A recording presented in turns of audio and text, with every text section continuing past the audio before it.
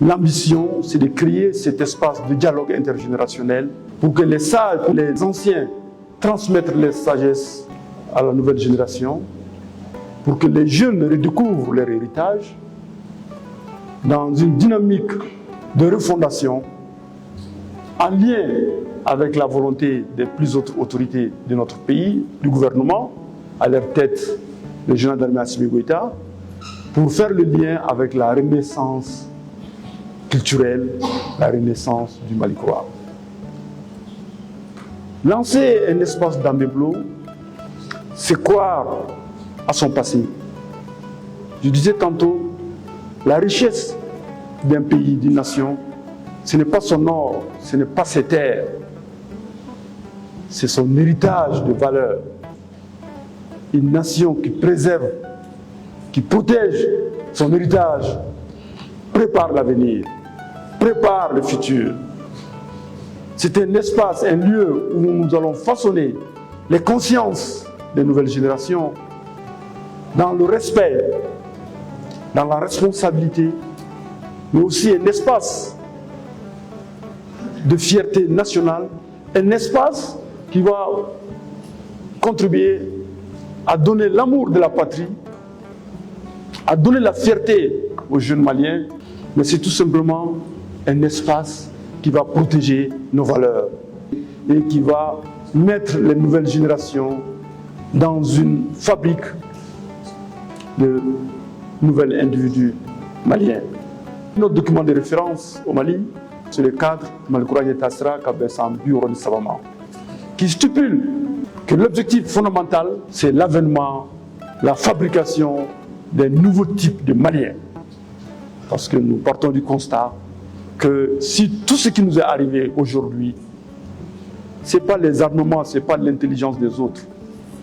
Parce qu'une nation qui ne protège pas son héritage de valeurs expose ses enfants à la perte des repères. C'est une très bonne initiative. Il est tout à fait normal de sauvegarder les valeurs. Et les Gambé Kolachibao vont certainement sauvegarder ces valeurs. Mais il faut aussi transmettre ces valeurs. Il faut créer les mécanismes qui permettent la transmission de ces valeurs. Le ministre d'Affaires et nous-mêmes, nous avions travaillé sur un tel mécanisme pour les niveaux universitaires en mettant en place un curriculum qui permettrait d'enseigner les Damé et les Mayas à l'université. Et je pense que c'est une très bonne chose.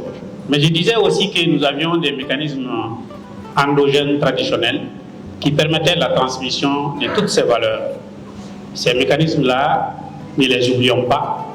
Travaillons à les réveiller et à les mettre sur pied pour que nos enfants puissent s'imprégner, s'approprier de nos valeurs et qu'ils puissent travailler avec ça.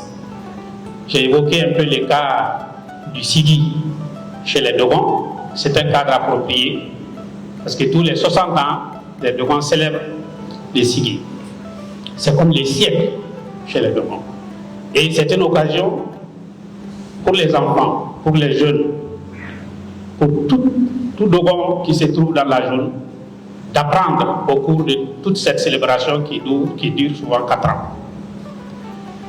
Et des mécanismes comme ça ont existé un peu partout dans notre pays, qu'il faut certainement valoriser et faire en sorte que ce soit des hauts lieux de transmission de nos valeurs. Donc Philippe Chaya parce que yɛrɛ dɔn cogoya dɔgɔyara kosɛbɛ ni n ko yɛrɛ dɔn an bɛ cogo di fɔlɔ mɔgɔw tun bɛ cogo di an bɔra mun na olu tun b'a kɛ cogo di olu tun bɛ sɔn mun ma u tun tɛ sɔn mun ma donc ni hakilina sera ka taga sigi sen kan k'u ka kalanbulon sigi sen kan surtout sifinnakaw k'olu kalan k'u faamuya u k'a dɔn u bɔra yɔrɔ jumɛn u bɛ yɔrɔ jumɛn u kan ka taa sira min fɛ ne bolo hakilina tɛ yen ka tɛmɛ nin kan bi an bɛ dugawu de kɛ ka barika da Ala ye.